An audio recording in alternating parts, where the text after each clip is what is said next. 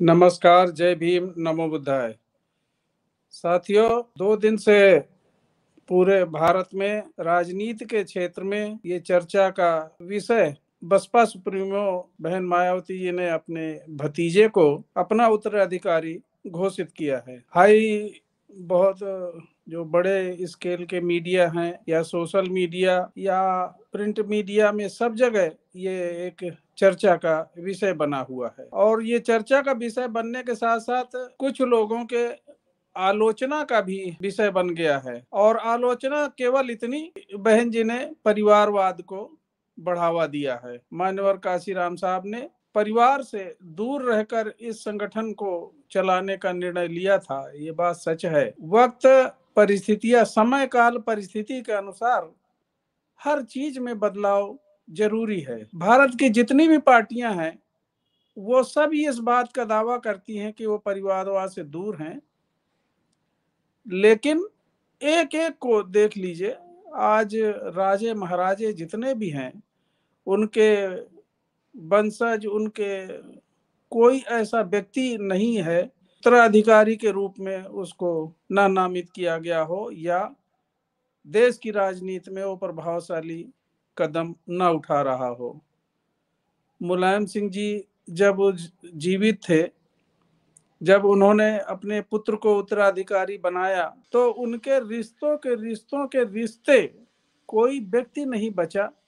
ग्राम प्रधान से लेके ब्लॉक प्रमुख, जिला पंचायत अध्यक्ष, एमएलए, एमपी, मंत्री, मुख्यमंत्री तक कोई ढूंढ ढूंढ के कोई ऐसा व्यक्ति बचा ही नहीं, रिश्ते का रिश्ता। तो खैर ये उसमें नहीं जाना, हम अपनी बात करेंगे, बहुजन मूवमेंट की बात करेंगे।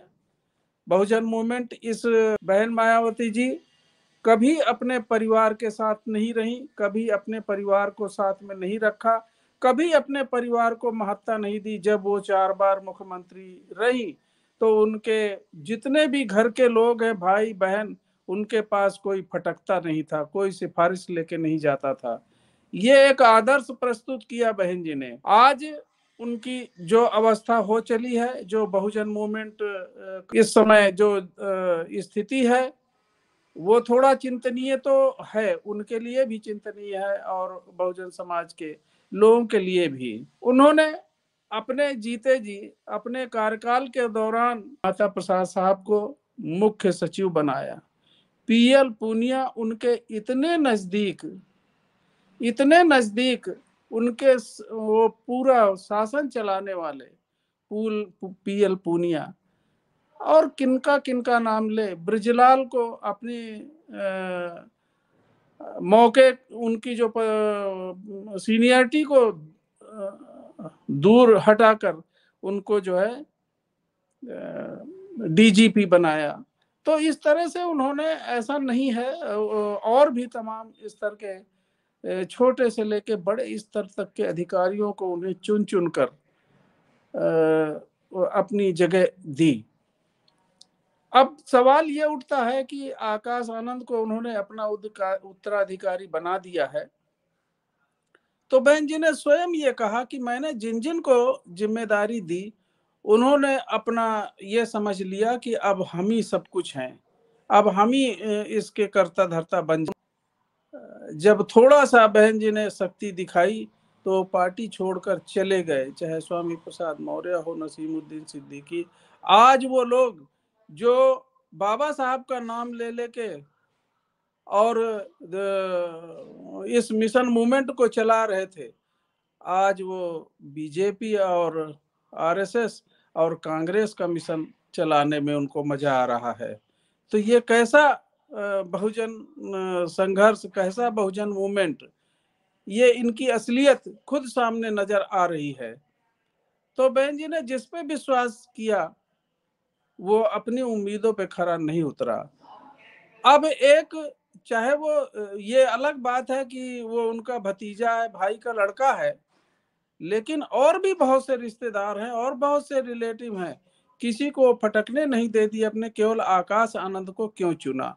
आकाश आनंद को चुनने का मुझे लगता है ये भी कारण हो कि 2017 से जब से वो पढ़ाई करके लौटे तो उन्होंने सोचा कि क्यों ना हम ये होशियार और पढ़ा लिखा लड़का है, नई पीढ़ी का है और आज की जो जरूरत है युवाओं की, युवा वर्ग इस समय 65% करीब युवा जो है वो 35 साल के उम्र का लगभग है इस देश में जनसंख्या का।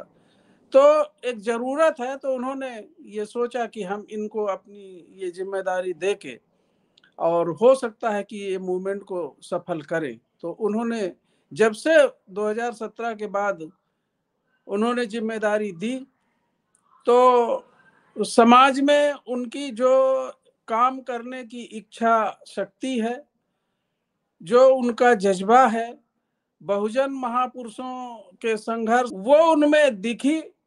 उन्होंने राजस्थान, मध्य प्रदेश, छत्तीसगढ़, तेलंगाना, महाराष्ट्र, तमाम इन राज्यों में उन्होंने कार्यकर्ता की तरह, एक साधारण कार्यकर्ता की तरह, किसी नेता की तरह नहीं, और वो अपने भाषणों में जो भी बोलते थे टूटा फूटा एक नए कार्यकर्ता की तरह, तो उनमें सीखने की चाहत थी। वो खुद कहते थे कि मैं तो अभी, चाहे वो युवाओं में हो, चाहे महिलाओं के बीच में चले जाना, आदर मान सम्मान देना, उनको उचित रूप से अभिवादन देना, लोगों की समस्याओं को सुनना, ये एक नेता का गुण होता है।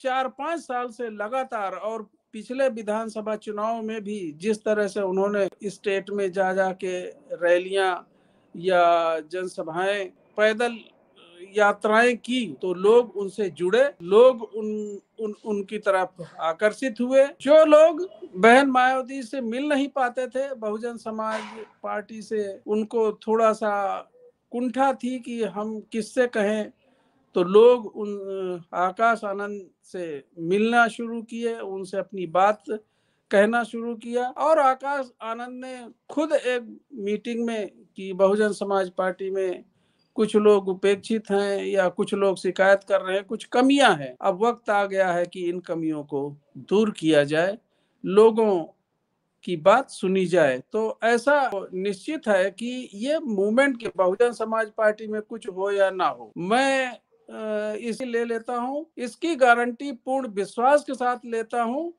कि बहुजन मूवमेंट निश्चित है बढ़ेगा। बहुजन मूवमेंट में एक तेजी आएगी और नया जो युवा वर्ग है जो बहुजन मूवमेंट वो जुड़ेगा। वैसे भी चाहे बुजुर्ग हो, चाहे महिलाएं हो, चाहे युवा हो, हर कोई, ये कोई कि उसमें जुड़ा नहीं है, ऐसा बिल्कुल नहीं है, लेकिन अब और तेजी से जुड़ेगा। बहुजन मूवमेंट बढ़ेगा, अपनी ऊंचाइयों पे पहुंचेगा, और बहुजन मूवमेंट सफल होता है तो बहुजन समाज पार्टी भी सफल होती है, ऐसी मेरी उम्मीद है।